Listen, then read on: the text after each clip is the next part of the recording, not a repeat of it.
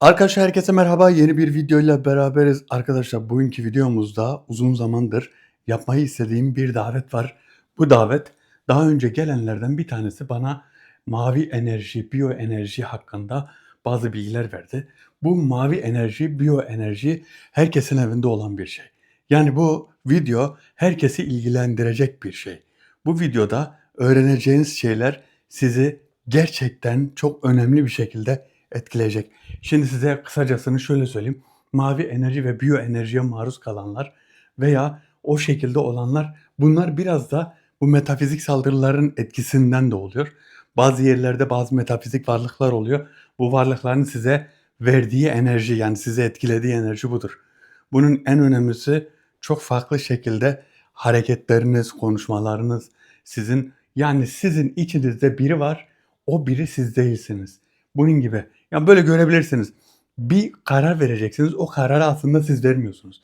Siz vermiyorsunuz. İç sesiniz bunun yanlış olduğunu söylüyor ve sizin elinizden hiçbir şey gelmiyor ama siz yapıyorsunuz bunu. Onun gibi bir enerjiye maruz kalıyorsunuz. Bundan nasıl kurtulursunuz ya da böyle bir şey başınıza gelmemesi için ne yapmanız gerekiyor? Bunları bugünkü davetliye soracağız. Birçoğunu zaten yardımcılarım bana söylemişti. Aslında ben size davetlilerden duymanız için daha iyi olur. Davetlilerden duymanızı istediğim için davet yapıyorum. Bundan bir önceki videomuzda biliyorsunuz Nevşehir'de bir büyü yapıldı. Köpek yağıyla bir büyü yapıldı. Bu köpek yağını eritip bir şişeye koymuşlar. O şekilde bir büyü yapıldı. Biliyorsunuz büyüyü getirdim. Herkesin tahmin ettiği gibi benim gönderdiğim yardımcım Tuji'ydi. Tuji gittiği gibi zaten gider gitmez oradaki tılsımı koruyanı direkt yok etmiş. Yani kılıçla direkt yok etmiş. Kılıcıyla tuz buz yapmış Tuji. Tuji'ye sordum neden dedim böyle bir şey yaptın. Böyle bir şey zaten görür görmez yapmam gerektiğini söyledi. Yani ben bunu görür görmez yapmamın gerektiğini anladım diyor ve yaptım. İşini görmedi mi diyor bir de bana. Ya dedim işimizi gördü ama şimdi başımıza bir sıkıntı çıkarsa ben her zaman yanındayım diyor. Yani konuşmaları, iletişimi bir farklı Tuji. Çok değişik. Bir şey diyemedim, bir şey demedim daha doğrusu. Çünkü iyi yaptı. Sonradan diğer yardımcılarımın istişareler sonucu konuştuklarımızda hepsinin ortak kararı Tuji'nin iyi yaptığı yani öyle bir yerinde bir karar verdiği ortaya çıktı. Arkadaşlar bugünkü videomuzun sponsoru Taha. Taha bugünkü videomuzun sponsoru hatta Taha Bir de Sen Gör kanalının yıldızlı sponsoru.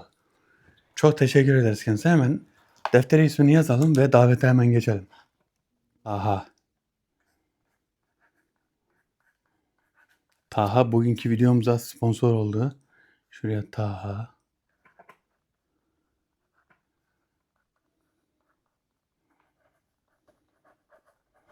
Sevgilerimle. Selam ve dua ile. Rabbim işini gücünü rast getirsin. Hatta şöyle yıldız atalım. Yıldızlı sponsorumuz.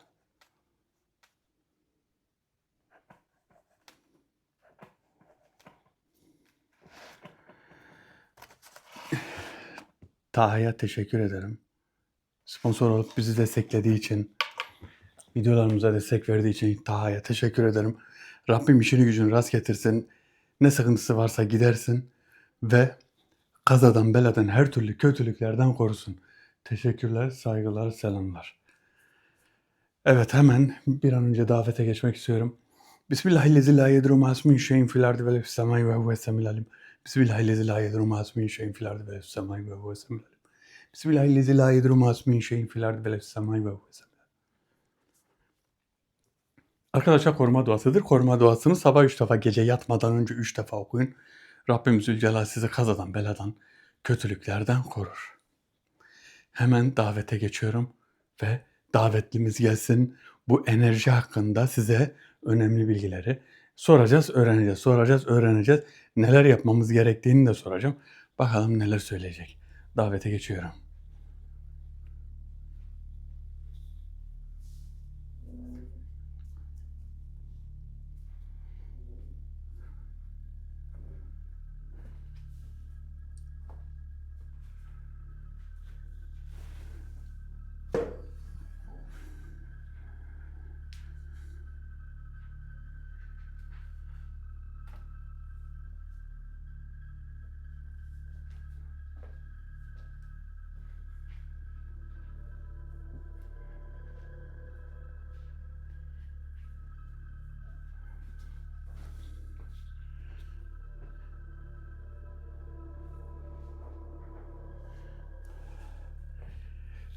Davet şu an açık.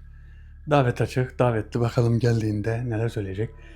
Geçenki gelen davetlinin getirdiği o büyü öyle bir şeye sürülmüş ki, öyle bir şeyle onu korumuşlar ki çok zor gitti. Çok zor o üzerindeki yazılar. Hani ben size diyorum ya, bu yazıları miskle falan yazıyorsun. Hani misk karıştırdığın zaman, amber karıştırdığın zaman, amberle bir de bir iki madde daha var. Bunları karıştırdığın zaman yazı zor siliniyor. Biraz beklettim. Orada silinmedi. Biraz zaten tesiri gitti. Tesiri gitti de sonradan mesela küçük küçük kıvılcımlar olmasın diye, üzerimize ağırlık olmasın diye onu suda beklettikten sonra biraz daha böyle deforme olduktan sonra balkonda yaktım, o şekilde bitti. La ilahe illallah. Şu an davetli burada. Davetli burada. Şöyle geri gidelim. Geri gidelim. Evet. Allahümme salli ala seyyidina.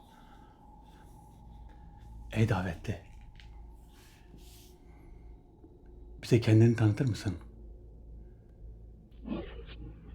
Seninle görüşmüştük. Davete çağırdığın kişiyim. Enerji hakkında bilgi vereceğim. Anladım. Bunu sana sormam güvenlik amaçlı. Senin gerçekten davet ettiğim kişi olup olmadığını öğrenmek için soruyorum. Bahsettiğin enerji nedir? Bu enerjiyle insanları nasıl aydınlatabiliriz? Bana söylediklerini ben de herkese söyleyeceğim. Ben anlatacağım. Bilmediklerimizi öğreneceğiz. Sizin gördüğünüz enerjiler nedir? İnsanları nasıl etkiliyor? Bu enerjinin belli bir kaynağı oluyor. Bazen bizlerden birileri evlerin içerisinde dolanıyor ya da bir köşede bekliyor. Bazen de insanlar birbirlerine yanlış bir şekilde istemeden kötü enerji veriyor.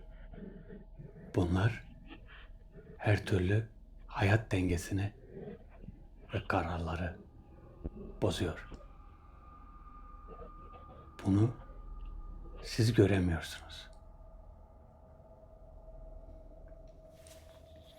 Tam demek istediğim de buydu. Bunu siz göremiyorsunuz. Şimdi size şöyle söyleyeyim. Bakın, insanların arasında da var. Bak ne diyor? Bu enerji insanlarda da var. Mesela bazı kişiler var ya, ya bunu aslında herkes biliyor. Mesela şöyle, biri geliyor ya, diyorsun ki ben bundan enerji alamadım. Ben bundan elektrik alamadım. Ya da şöyle, bu bana çok itici geldi. Ya da ya ben buna hiç güvenmedim. Bakın, bu ne oluyor biliyor musunuz? Ya da tanıdığınız biri geliyor. O gelen kişi size bir enerji veriyor. Bir enerji. Bu nedir biliyor musunuz? Biyoenerji. Biyoenerji. İnsanların biyoenerjisi. Kimisinde negatiftir, kimisinde de pozitiftir. Bu nedir? Kararlar, aldığınız kararları sizi bir şekilde etkiliyor ve siz farklı bir karar veriyorsunuz. Yanlış bir karar. Bu da size, ya en güzel mantık şu. Çok önemli bir şey mi var? Kimseye sormayın. Çok önemli bir şey. İşin erbabı olmayan, sizi sevmeyen veya fazla samimi olmadığınız kişilerin yanında bunları konuşmayın. Size hiçbir şey söylemese bile onun verdiği enerji sizin fikrinizi değiştirebilir. Belki de sizin için hayırlı olan bir şeyi belki de hayırsız olur. Yani o anda yaptığınız karar. Bir de şöyle bir şey var. Bu enerji, mavi enerji dediği var ya, etki bir şekilde geliyor. Onların etkisi bir şekilde geliyor. Ne oluyor bu mavi enerji? Bazen şunu söyleyeyim, bazen bir yerde oturuyorsunuz. Aileniz olsun, başka birileriyle olsun oturuyorsunuz. Ve o an siz biri hakkında konuşuluyor. Siz de o kişi hakkında bir şey söylüyorsunuz. Sonradan kendi kendinize diyorsunuz, ya ben niye böyle bir şey söyledim? Hani aslında böyle bir şey söylemek gerek. Hani ben niye durduk yere bu şekilde yükseldim? Böyle bir şey kendi kendinize soruyorsunuz. Yani bu herkesin başına gelmiştir. Bu benim de başıma gelmiştir. Ben mesela bazen böyle kızmayacağım bir yerde kızıyorum. Ya da birine bir şey vereceksiniz, bir şey istedi ya sizden. Yani hiç sevmediğiniz biri sizden bir şey istedi. Biliyorsunuz o isteyen kişi size hep zarar veriyor. Ama o anda tamam olur dediniz, verdiniz. Ya o zaman 100 kişi de yanında olsa böyle diyecek. Niye verdin ki? Keşke vermeseydin. Hani tamam, vermek güzel, yardımlaşmak güzel. Bu farklı bir durum. Bakın, bu farklı bir durum. Diyorsunuz ne bileyim, boşluğuma geldi, ben de verdim. Zarar size zararı dokunacak. Bunu biliyorsunuz bak. Bunu kesinlikle biliyorsunuz. O verdiğiniz kişi, o verdiğiniz şey size geri getirmeyecek. O gitti. Onun gelmeyeceğini ama o sıra verdiniz. Sizi etkileyen enerji bu işte. İnsanları etkileyen. Birçok şekilde bu etkiyi azaltabiliriz. Birçok şekilde bu etkiyi yok edebiliriz. Yok. Bu şekilde yok edebiliriz. Nasıl edeceğiz? Size birkaç tane yöntem vereceğim. Önce davetli de sorsun da davetliniz söylediğini bakalım. Nasıl bir şey bize söyleyecek? Nasıl bir şekilde bize etkilenmememiz için neler söyleyecek? Bir ona da soralım. Benim size söyleyeceğim farklı. Şöyle bir bakalım davetli. Davetlinin enerjisi burada. Ey davetli.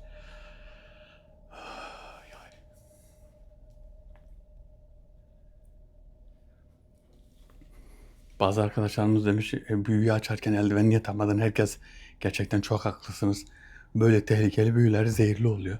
Böyle tehlikeli büyüler farklı maddelerle yapıyor. Yani bu büyüleri farklı maddeler kullanıyorlar bunun üstünde.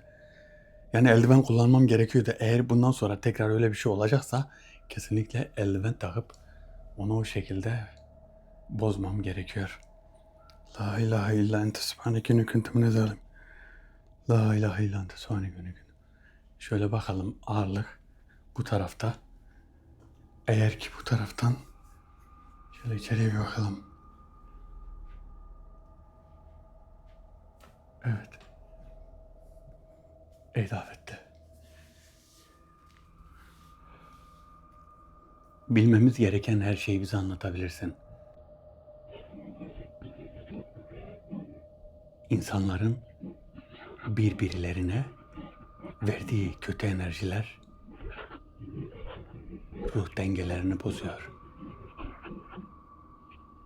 Metafizik saldırılarda bu yöntem kullanılır. Sizin vermeniz gereken kararları vermemeniz kararlar ile yer değiştiriyor. Mavi enerjiyi görmeniz imkansız. Kırmızı enerji kötü olanıdır. Mavi enerji iyi olandır. Eğer kırmızıyı görebilseydiniz uzaklaşırdınız. Bunun için beyni boşaltmak lazım. Beyni boşaltmak lazım, evet. Bu beyni ne sıklıkla boşaltmak lazım? Böyle bir etkiye kapılmamak için ne kadar sıklıkla beynimizi boşaltmamız gerekiyor? Haftada bir defa veya ayda bir defa beyni boşaltırsanız bu etkiler gider. Yani bu etki olduktan sonra mı? Beyinde biriken kötü enerji insanoğluna her şeyi yaptırır. Bazı görmek istemediğiniz şeyleri görmek gibi. Bazı insanların beyni boşaldığı zaman davet olmadan davetlileri de görebilir. Bunun için tedbir almak şart. Tedbir almak şart. Beyni boşaltmak. Bakın, beyni nasıl boşaltacaksınız? Sizin için uygun bir saat lazım. Sizin için gün içinde. Bakın, gün içinde biz aslında şöyle rabıtayla bunu yapabiliyoruz. Rabıta yapmak çok basittir. Rabıta yapacaksın ve hiçbir şey düşünmeyeceksin. Pozitif enerji almak istersen rabıta yapıp en güzel rabıta, bakın, beyni boşaltmanın en basiti. Şöyle duracaksın, en az 3 dakika, en fazla 15 dakika yapabilirsiniz. 1 saat da yapabilirsiniz da 1 saat kimsenin yapacağını zannetmiyorum da Yani en az 3 dakika. Neden 3 dakika? Yani 3 dakika yaparsanız işe yarar. En fazla işte 15 dakika yapabilirsiniz. 1 saat yapabilirsiniz. 1 saatten fazla yaparsanız zaten uyursunuz. O yüzden 1 saatten fazla yapmayın. Bir bakarsanız uyumuşsunuz köşede. Beyni boşaltmanın bir tanesi. Bakın, beyni boşaltmanın biri. Gözünüzü kapatacaksınız ve hiçbir şey düşünmeyeceksiniz. Hiçbir şey. Hiçbir şey. Böyle yapacaksınız. Gözünüzü kapatıp ya da şöyle. Işık falan da gözünüze gelmese olur. Karanlık bir yerde de olabilir ya da karanlık yoksa elinizi gözünüze kapatın. Oturduğunuz yerde 3 dakika boyunca. Hiçbir şey düşünmeyin. Beyinde oluşan mesela bir şeyler geliyor, onları geçiyorsun. Bir şeyler geldi aklına, onları geçiyorsun. Farklı şeyler düşünüyorsun, onları siliyorsun beyninden. Hiçbir şey düşünmüyorsun. 3 dakika boyunca. Ama şöyle diyeceksin. Ben böyle diyenler de var. Ben hem beynimi boşaltacağım hem de güçlendireceğim derseniz gözünüzü kapatın rabıta olarak. Allah Zülcelal'ın bu lafzayı celil var ya, Allah lafzı. Onu gözünüzün önünde şöyle görün, canlandırın. Ondan nurun geldiğini, kalbinize böyle geldiğini, nurun geldiğini hissedin. Ondan nurun geldiğini hissederseniz bakın o kadar güçlenirsiniz ki yani hem sizi bu metafizik enerjiler etkilemez hem de bu bahsettiği kırmızı enerji, mavi enerji sizi bu şekilde aslında bunlar normalde benim ayrı programlar yapıp anlatacağım konular. Bu konuları ben size videonun içinden anlatıyorum ki herkes aynı şeyi yapsın. İkinci bir şey, rabıta yaparken Peygamber Efendimiz sallallahu aleyhi ve sellem'i düşünmek. Efendimiz sallallahu aleyhi ve sellem düşünüyorsunuz. Kabe'yi görün, Kabe'yi düşünün. Orada gezdiğini hayal edin. Bakın, o gezerken onun yanında kendinizi hissedin. Onun yanında o gezerken Allahümme salli ala seyyidina Muhammed Mustafa sallallahu aleyhi ve sellem. Onun etrafında gezdiğinizi, onunla beraber dolaştığınızı, onunla beraber sohbet ettiğinizi, size baktığını, yüzünden bir nur sizin yüzünüze geldiğini düşünün. 3 dakika boyunca düşüneceksiniz. Şöyle 15 dakika da olabilir. 1 saat yaparsanız dediğim gibi uyursunuz ve rüya görürsünüz. Bu sefer beyniniz tekrardan dolar. Bakın, bu en güzel beyni arındırma. Beyni arındırma. Ne kötü kararlar verebilirsiniz, ne bir şey yapabilirsiniz. Bazı zayıf beyinliler var. Zayıf beyinliler hemen etkilendiği zaman en ufak şeyde kavga edebiliyor. En ufak şeyde. En ufak şeyde. Zaten bunun en kötüsü, Türkiye'deki en kötü şey ne biliyor musun? Trafikte. Yani adam o koltuğa oturduğu zaman, arabanın koltuğuna oturduğu zaman bir şeyler oluyor bunlara. Yani bilmiyorum, hani ben de bazen böyle şey görüyorum da arabaya biniyorum, sağa sola gidiyorum. Ya bazen bana da oluyor bazen. Ben de kendimi bir şey zannediyorum. Biniyorum ya, diyorum dur bir dakika, dur diyorum. Tövbe estağfurullah. Estağfurullah lazım ve tübile, estağfurullah lazım ve tübile, estağfurullah lazım. Bazen oluyor insanlara. Yani biz de insan sonuçta, bende de bir nefis var. Rabbim nefsimizi terbiye edenlerden buyursun. Öyle yani dikkat etmek lazım. Yani arabaya bindiğimiz zaman bir şey olmuyor. Biz orada her şeyin üstünlüğü bizde olmuyor. Biz orada kabadayı olmuyoruz. Biz orada mafya olmuyoruz. Arabanın koltuğuna oturdun. Direksiyonda sen varsın. Yani ne oldu yani? Direksiyonda sen varsın. O araba sende olmazsa ne olacak? Allah Rabbim Zülcelal sana o arabayı nasip etmedi. Sen o yolda yayasın. İki kişiyi görsen kavga ediyorlar. Ulan diye şunlara bak. Öyle diyeceksin, bunlara bak. Arabalar var, bir de kavga ediyorlar. Aslında sen de öylesin. Araban olsa sen de öyle kavga edeceksin. O yüzden yapmayacaksın. Önce bakın, karar vermeden önce bekleyeceksin. Ya diyeceksin ki burada kavga etmemem gerekiyor. Ya yok ya. Ha biraz iyi düşünce iyi. Güzel düşünce içinizde olursa hemen düşünün ama. Deyin ki gerek yok ya. İyilik güzel, iyilik. Şöyle davetli karşıda. Ey davetli. Şu an çok fena bir ağırlığı geldi de. Şöyle bakalım. Evet. Ey davetli. Davetli, buraya nereden geldin? Buraya hangi bölgeden geldin? Seni ben tanıyorum. Bize bir şey getirmiştin, bir hediye.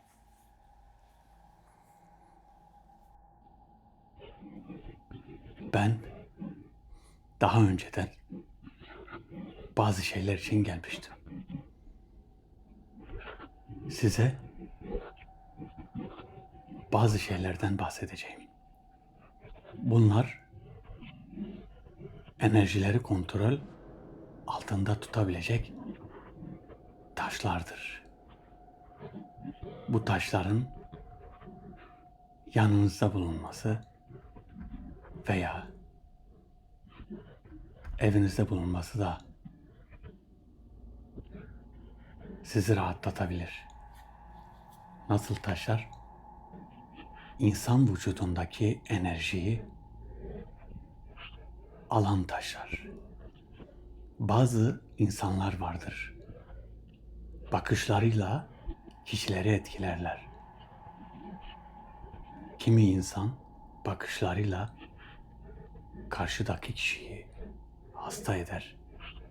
Eğer bu taştan bir yüzük veya bir kolye yanınızda bulunursa, o bakışlar o taşa giderse sizi etkilemez.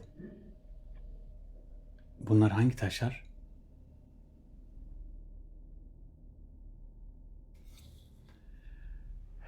Evet, bunlar bu enerji taşlarından bahsediyor. Demek istediği şu, taşlar aslında insanı korumuyor. Yani öyle bir şekilde yanlış anlamayın ha. Bakın, kesinlikle yanlış anlayan arkadaşlar var. Bazı arkadaşlarımız da şöyle bir şey var. Videoları izliyorlar, atlata atlata izliyorlar. Atlata atlata izlediği zaman bazı açıklamalarımı duymuyor. Sonra kafasına göre şey yapıyor. Burada şey konuştun diyor. Orada diyor böyle olmamıştır, şöyle olmamıştır. Geçen bir arkadaşımız daha yazmış. Bir şey hakkında yazmış. Ben Hazreti İsa'dan bahsetmişim orada. Diyor ki Hazreti İsa çarmıha gerilmedi. Kur'an-ı Kerim'de apaçık belli. Zaten ben orada onu söylemiyorum ki. Ben orada Hazreti İsa'ya ihanet eden biri vardı. Yahuda. Bunu Rabbim Zülcelal Hazreti İsa'nın şekline soktu ve onu çarmıha gerdiler. Kur'an-ı Kerim'de bu şekilde yazar. Bunu ben biliyorum zaten. O videomda da anlatıyorum. Bu anlatmış. Ben diyorum ya Hazreti İsa'yı çarmıha gerdiklerini sandılar. Hemen orayı görmüş, alta yazmış. Hazreti İsa çarmıha gerilmedi. Şirk koşuyorsunuz, Kur'an-ı Kerim'e muhalefet oluyorsunuz. Ya beynin nerede senin? Acaba var mı beyin, bilmiyorum. Hemen bir şey konuşacak ya, hemen haklı olacak. İnsanlar da ona hak verecek. Ben de size şunu söyleyeyim. Taşlar hiçbir şekilde, bakın taşlar hiçbir şekilde koruma gücü yoktur. Taşlarda bir güç yoktur. Taşlar enerjiyi çeker. Bakın mıknatıs. Mıknatıs nasıl demire yapışır değil mi? Onda bir enerji var. Bunu gözle görüyoruz. Bu taşlar da görünmeyen enerjiyi çeker. Görünmeyen enerjiyi. Bu görünmeyen enerji, mesela bazı kadınlar, bazı bayanlar, kadın demeyeyim de bayanlar, ziynet eşyası takarlar. Mesela altın ya da işte bir kolye olur ya da bir yüzük olur ya da bilezik olur. Bakın bu da nazarı çeker. Mesela ona bakacak başka bir bayan, nazarı da kötüyse, bakışları da kötüyse, karşı taraftakine nazar vuracaksa, altını gördü mü direkt gözü altına gider ve o bakışın ağırlığının %90'ı o altına gittiği için ona etki etmez. İnsanlarda da bazen o taşlardan, mesela opal taşlar, opal. Bakın opal taşlar, mesela geçenki dediğim mi bu hematit taşı. Hematit taşından da yüzükler ve kolyeler yapılıyormuş. Bunlar da kanla ilgili bazı enerji taşları var. Bu enerji taşları kötü enerjiyi çekmek için, kötü enerjiyi yok etmek için. Beyni boşaltıp bir şekilde kendimizi korumak gerekiyor. Ve böyle taşlar, taşsız olur mu? Olur. Taşsız da olur. Yani bir insan sinirsel, çok sinir uçlarında yaşamıyorsa, sinirlerin uçlarında yaşamıyorsa taş maş takmasına gerek yok. Ben mesela, benim yüzüklerim var, gelen yüzükler var, çoğunu takmıyorum. O bir şey var, koruyucu bir yüzük var, büyük. Onu bile mesela kullanmıyorum, takmıyorum. Niye, bir şey oluyor mu? Biraz da şöyle, eğer zikirle meşgul olursan ya da ne bileyim biraz daha sabırlıysan ya da biraz daha hoşgörülüysen sana etkisi çok az oluyor. Ama ben sabırsızım, ben sinirliyim. Ama ben dayanamam, bana hemen anında kavga ederim. Ya da anında şeylerimi değiştiririm. Bizi izleyenlerin arasında illaki vardır. Yani herkes sabırlı olamaz. Herkes yumuşak başlı da olamaz. Bir kereden sinirlenen, bir kereden karar veren kişiler var. Bakın bu arkadaşlarımız dikkat etsin. Bu konularda dikkat etsin. Herkes de taş takacak diye bir şey yok. Takarsa iyi olur. Ruhlarıyla, burçlarıyla, ahenkle geçindirir. Yani mutlu olurlar. Davetli. Davetli.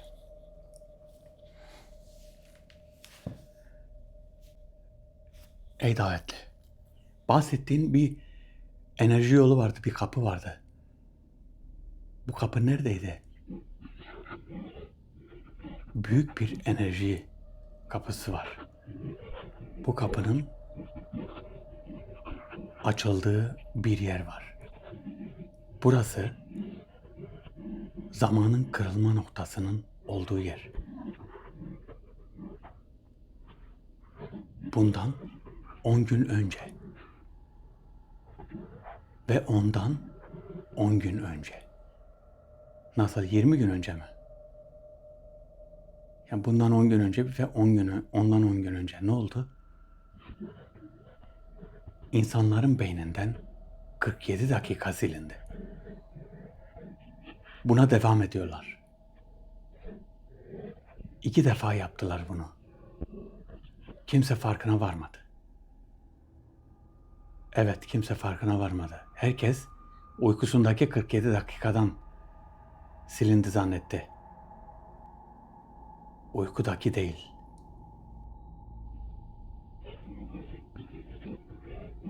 Yaşantısı içerisindeki 47 dakika silindi. Yaşantısı içerisindeki. Bunlar kötü enerjiye maruz kalan kişiler. Bu kötü enerji her yerde var.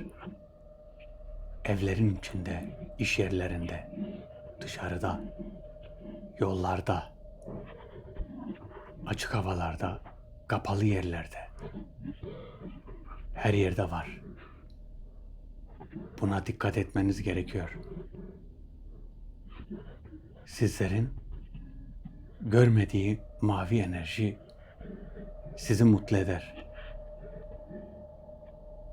Ama kırmızı enerji sizi mutsuz eder. Bunu çözebilen onlardan korunmuş olur. Bunu çözebilen.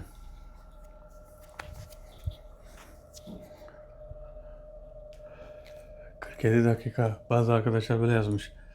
Yorumların bir kısmını gördüm. Diyor ki işte biz uyurken 47 dakikamız silinsin, zaten uyuyoruz. Bir şey düşünmüyoruz ki. Bakın ne diyor? Uykuda değil. Uykuda değil. Hayat içinde, yaşantı içinde 47 dakika silindi. Kim bilir nereden silindi. Çocukluğunda silindiyse sıkıntı yok. Çocuklukta silinsin. Ama önemli yerlerden diyor. Önemli yerlerden 47. Tam size lazım olacağı zaman aklınıza gelmeyen bir şeyler olur. Mesela tam lazım oldu. Aklıma gelmiyor. Ben bunu biliyordum deyip durursunuz. Onu ya tekrardan, o silinen şeyi tekrardan öğrenmeniz lazım. Kitabı açıp bazen de şöyle dersiniz. Ben bunu biliyordum ama bu böyle değildi diyebilirsiniz mesela. Ben bunu biliyordum ama bu böyle değil. Ya da şöyle bir yere gidersiniz. Ben biliyorum ya, buradan gidiyorduk. Yani bu yoldan gidiyorduk. Gidersin orası değil. Bakarsın farklı yerler çıktı. Sen ama oradan gidiyormuşsun zannedersin. Yani gerçekten orasıdır. Bu yollarda olur, düşüncelerde olur, sınavlarda olur, her şeyde olur. İlla ki yani bir şeyler gider. Kafada, beyinde gider. Zaten bu aralar hiçbirimiz normal değiliz. Hepimizin kafası bir şekilde, bilmiyorum, bir manyaklaştık sanki ya. Yani kusura bakmayın, ben kendi adıma konuşayım. İnsanlar sanki böyle bir kafada, yani bilmiyorum ya, bir kontaklaştık. Bir herkeste bir değişik bir şeyler var. Bir tavırlar var, bir şeyler var. Bilmiyorum, hani eskiden de böyle miydi? Eskiden böyle değildi. Bir değişik oldu her şey. Bir tuhaf oldu. Bir insanlar bir değişti. Bir sanki mutasyona uğradık. Zaten uğramadık mı? Koronalardan. Bakın korona oldu. Aşı maşıydı, bilmem neydi. Milleti zehirlediler, iğnelediler, şöyle yaptılar, böyle yaptılar. tek tek insanlar ölüyor. Yani şöyle, size bu şeyden de bahsedeyim, aşılardan. Hani diyorlar ya, aşılar oldu, insanlar etkilendi. Evet, insanlar etkilendi.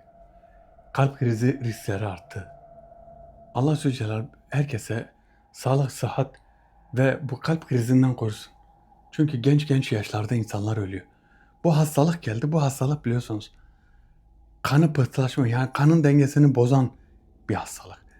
Ve ne oluyor? Bir şekilde damar tıkanıklığı oluyor. Yani bu hastalığı atlatanlar, bakın bu hastalığı atlatanlar, kim korona olduysa ve iyileştiyse, buradan bakın rica ediyorum ona. Kim korona olup iyileştiyse, yani önce negatifti, korona zamanından diyorum, sonra pozitif oldu. Şimdikilerini demiyorum, bakın. Şu an hasta olanlar korona olup iyileşiyorlar ya. Şu ankileri demiyorum. İlk olanlar, ilk korona bulaştığı zaman pozitifken sonra negatif oldu. Yani iyileştikten sonra iyileşen kişiler gitsinler, kalp sintigrafisi var. Kalp damarlarını şey yapıyorsun. Ona bir baktırsınlar, damarlarını. Senede bir defa. Senede bir defa gidip kalbine baktırsınlar, damarlarına. Ya gidip baktırın ya. Ya bilmiyorum, birden ölmekten iyidir. Değil mi? Yani Allah Zülcelal, tedbir almak iyidir ya, tedbir. Değil mi? Herkes, şu an bizi izleyen, benim için, bütün herkes, yani bizi izleyen, bu ailemiz olsun. Ya insanlar kötü bir şekilde ölmesinler. Geçen bir tane şeyde gördüm, haberde gördüm. Genç bir çocuk, bir bakmışsın işte kalp krizinden gitmiş. Bir bakmak lazım ya. Bir kalbinize bir baktırın. Senede bir defa gidip baktırmak lazım. Doktora da diyeceksiniz işte ben korona geçirdim, ben baktırmak istiyorum. Yani bu kadar basit. Ama yapmıyoruz. Şimdi giderim, yarın giderim. Biz öyleyiz ya, biz öyleyiz. Biz şöyleyiz ya, tamam mı? Tamam ya, bir ara gideriz. Tamam bir ara. O bir ara gelmiyor, biliyor musun? O bir ara olmuyor.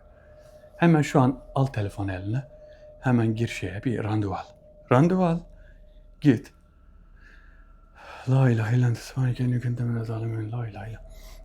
Allah Zülcelal bizi kötü hastalıklardan, amansız hastalıklardan, kalp krizinden küt diye gitmekten korusun.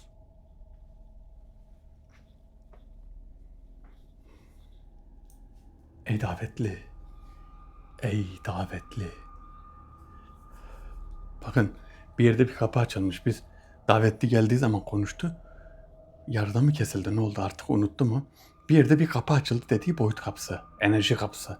Bu enerji kapısının üstünden geçenler bir tuhaflaşıyor. Size dedim ya, hiçbirimiz normal değiliz. Hepimizde bir şeyler oldu, hepimize bir şeyler oldu. Şimdi o boyut kapısı dediğim enerji, bir enerji portalı var. Enerjinin üzerinden geçtiği zaman, ya her şey enerji değil mi? Dünyada her şey enerji. Şimdi diyeceksiniz o enerji, bu enerji nasıl enerji? Bakın, dünyada her şey enerji. Telsizin dalgaları var, Wi-Fi'nin dalgaları var, internet dalgaları, telefonun dalgaları var. İnsanların da dalgaları var. İnsan beyinden telepatiyle, yani sadece çalıştırmak gerekiyor, biliyor musunuz? Çalıştırmak. Bir de şu var, insanlar aslında biraz da çok, affedersiniz, aptallaştırıldı. Bu hazır gıdalar var ya, hazır gıdalar beyni uyuşturdu artık. Beyni uyuşturdu ve sağlıklı karar veremiyoruz. Sağlıklı bir şeyler düşünemiyoruz. Mesela pratik zeka, bazıları var hazır gıdalardan uzak duruyor. İşte biraz da çok da önemli şeylerden değil de kuru ekmekte, peynirde, zeytinde. Bunlarla bir şekilde bir bakıyorsun o biraz daha zeki. Ama diyorsun ki adam her şeyi yiyor, her şeyi alıyor. Ona bakıyorsun o da biraz samut gibi. Buna dikkat etmemiz gerekiyor. Buna dikkat etmemiz gerekiyor. Şimdi dediği o kapı, eğer o kapıyı nereden göreceksiniz ki? Kapıyı nereden biliyorsunuz? Mesela yoldan gidiyorsun, yolda bir boyut kapısı var. Sen nereden biliyorsun? Orada boyut kapısı var. Ya da enerji portalı var. Oradan geçiyorsun, ruhunu dengene karıştırıyor. Bilemezsin ki bunu. Nereden bileceksin? Başına ne gelecekse diyeceksin, ya Rabbim beni kötü şerlerden, beni kazadan, beladan, kötülüklerden koru diyeceksin. Başka ne diyeceksin? Diyecek bir şey yok. Davetli hissediyor musun? Şu an burada. Hayırlı.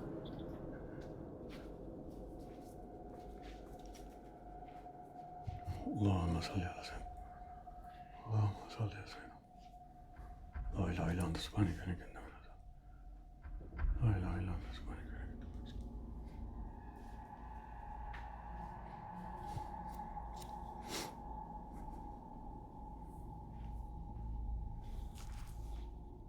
Ey davetli. Şurada, burada aslında. Şu an burada. Orada olduğu zaman eğer gözükmüyorsa bu tarafa geçtiği zaman arka taraftan çık.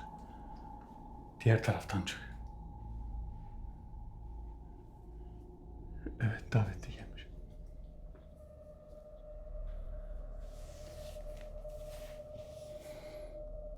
Evet, davetli. Bize bu enerjiden korunma ve yoldaki gördüğümüz ya da görmediğimiz, daha doğrusu görmediğimiz enerjilerden nasıl korunacağız? Bunu anlatır mısın?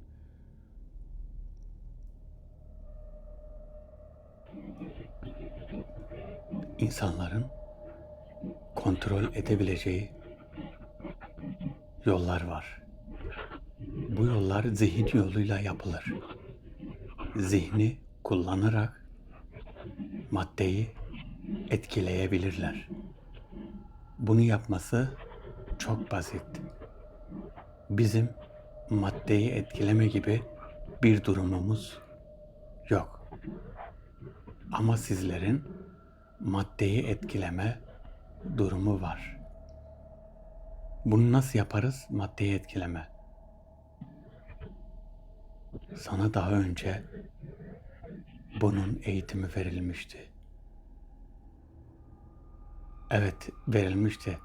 Ben bir de sana soruyorum. Maddeyi etkileme, beynin ikinci kısmını yönetmekle olur. Bunu yönetmeyi biliyorsunuz. Ama kimse kullanmıyor. Eğer bunu kullanırsanız maddeyi etkilemekle negatif enerjiyi de kontrol edebilirsiniz. Bazı insanlar bilmeden yapıyor ve maddeyi etkiliyor. Bunun farkında değilsiniz. Bunun farkında olmamız için anlat işte. Maddeyi nasıl etkilesinler? Beynin ikinci bölümünü kullansınlar. Beynin ikinci bölümü. Tamam, oldu. Beynin ikinci bölümünü söyleyeceğim. Hemen herkes anlasın.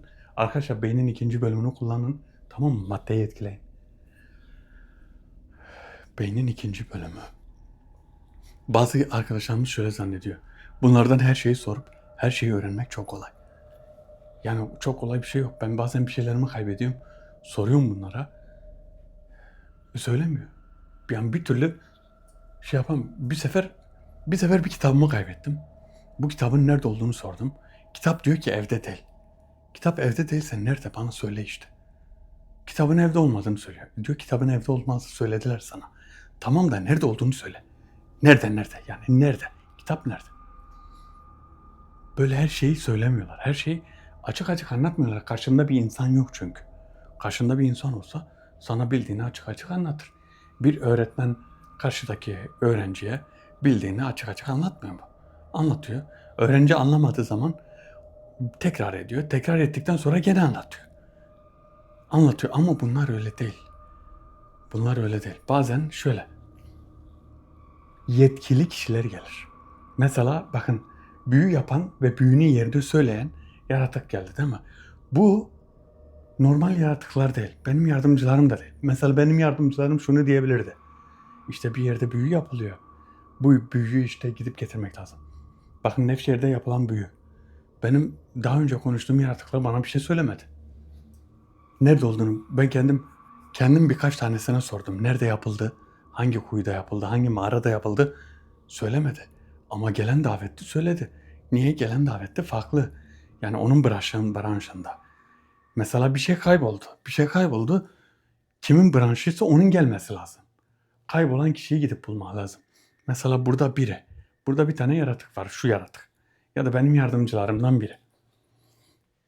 Şöyle anlatıyorum size. Mesela bir arkadaşımın bir şey kayboldu. Onu bulması lazım. Yardımcılarım gidiyor. Nerede kaybetti? Falan yerde. Falan yere gidiyor. Oradaki yaratıklarla konuşuyor. Ya bulabiliyor ya bulamıyor. Ya o zaman kaybettiği zaman yaratıklar oralarda tanıdık metafizik varlıklar vardı. Onlardan öğreniyor, yerini buluyor ve gelip söylüyor. Ama onun dışında, bakın onun dışında eğer kimse bilmiyorsa, yaratıklar da görmemişse, adam düşün bir şeyi kaybetti ve adam namazında niyazında Kur'an okuyor ya da namaz kılıyor. Orada yaratıklar bulunmuyor, metafizik varlıklar bulunmuyor. Bu sefer kimse bulamaz ki bunu. Mesela şöyle, ben bu evin içinde bir şey kaybetsem yardımcılarım bulur. Çok çabuk bulur. Çünkü devamlı buradalar. Ama farklı şey olduğu zaman bulunmuyor. Bunun farkında olmak lazım. Farkında. Yani çok kolay işler değil. Bir arkadaşım aradı beni, çok eski bir arkadaşım. Başka bir ildeydi. Beni aradı. Ona bir yerde bir kötülük yapmışlar. Yani bir şeyini kırmışlar. Arabaya mı ne? Bir şeye zarar vermişler. Bana diyor ki işte herkese baktık, kimseyi bulamadık. Bunu kim yaptı? Kimin yaptığını bir öğrenebilir misin? Kimin yaptığını öğrenebilirsin. Kime soruyorum? Kendi yardımcıma soruyorum, git öğren diyorum. Geliyor diyor işte. Bunu diyor akrabalarından biri yaptı. Kim yaptı, ismini söyle. Söylemiyor. İsim vermiyor bakın. İsim bir şekilde, yani isimdi, şeydi, şuydu, buydu, net olarak vermiyor. Ama kendi metafizik alemde bir sıkıntı olduğu zaman her şeyi söylüyorlar bakın. Kendi alemlerinde olduğu zaman her şeyi anlatıyorlar. Tık tık tık tık her şeyi söylüyorlar.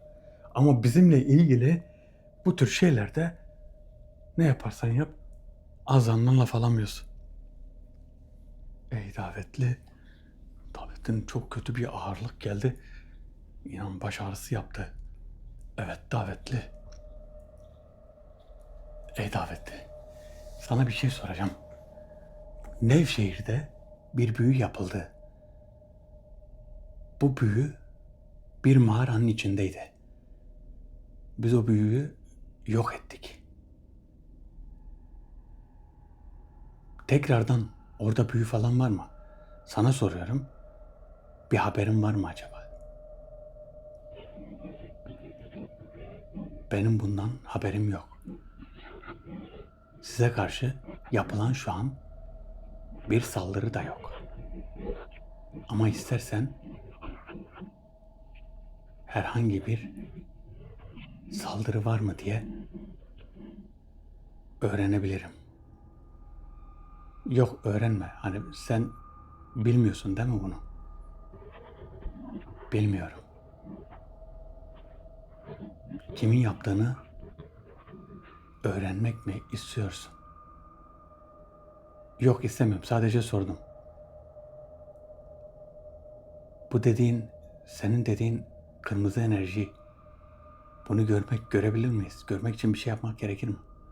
Nasıl görebiliriz? Senin tecrübelerin, senin bilgin var mı?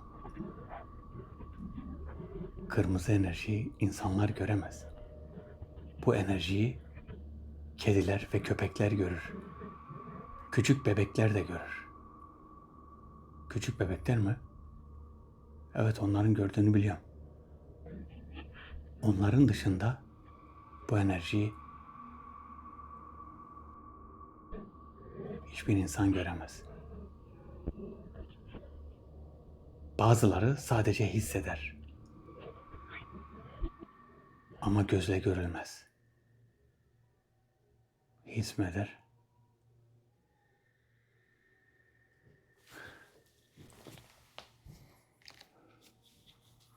Tam size anlattığım gibi. Köpekler, kediler görüyor bu enerjiyi. Bazı insanlar hissediyor, bir de bebekler görüyor. Bebekler. Şöyle, bazı bebekler bazı kişilere gitmek istemez. O kişi sinirliyse bu bebek onu hisseder, çok çabuk hisseder. O kişi yani kendi ruhsal bakımdan sinirliyse hisseder. Ya da o an kötü bir şey düşünüyor. Ya da birine bir zarar vermeyi istiyor. Ya da o an onun kafasında sıkıntılı bir şey geçiyor. Bebek onu gördüğü zaman rahatsız olabilir. Ya da onda kötü bir enerji vardır. Şimdi şöyle demeyin. İşte bu bebek buna gitmedi ya da bebek ona gitti, onun kucağına verdiğimizde hemen ağladı. Tam bu kötü kişidir. Bakın öyle anlamayın. Bunun arasında istisnalar da olabilir. Adamın enerjisi kötüdür, kendi bilmez. Ya da iyi düşünceleri vardır ama bebek onu gördüğü zaman farklı bir şekilde görür. Ya da bir adam bir enerjiye maruz kalmıştır. Metafizik enerjiye maruz kalmıştır. Bebek onu gördüğü zaman rahatsız olur. Öyle bir şey de olabilir. Kediler görür, köpekler görür. Köpekler şöyle. Bazı köpekler işte zincirlidir bir yerde durur. Bakın bağlı bir köpek olur zincirli. Adamın biri yanından geçer hiçbir şey yapmaz. Sonra başka biri geçer bir bakarsın zinciri koparırcasına ona havlıyor. Şimdi diyorsun ki az önce bir adam geçti niye bir şey yapmadı?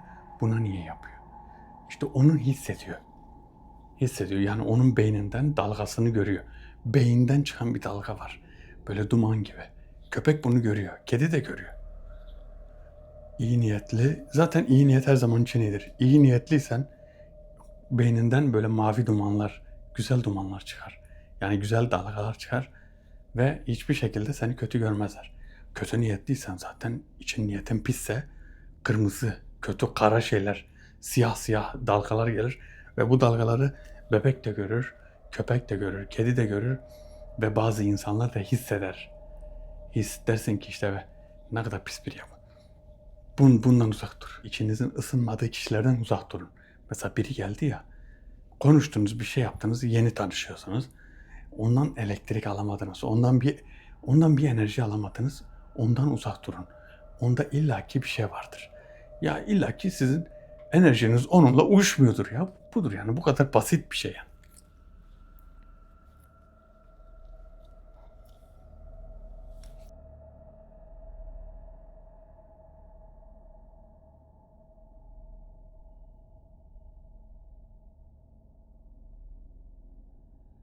Ey davetli, insanları enerjiler etkiliyor tabi.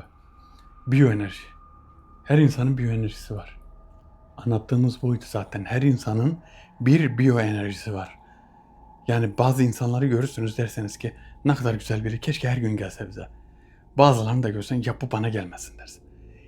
Ya kötü bir şey aslında. Ya gelsin sen ona da faydalı ol da bazen dersin yani ben bu adamı görmüyorum ya yolumu çevirsin. Hay hay Allah.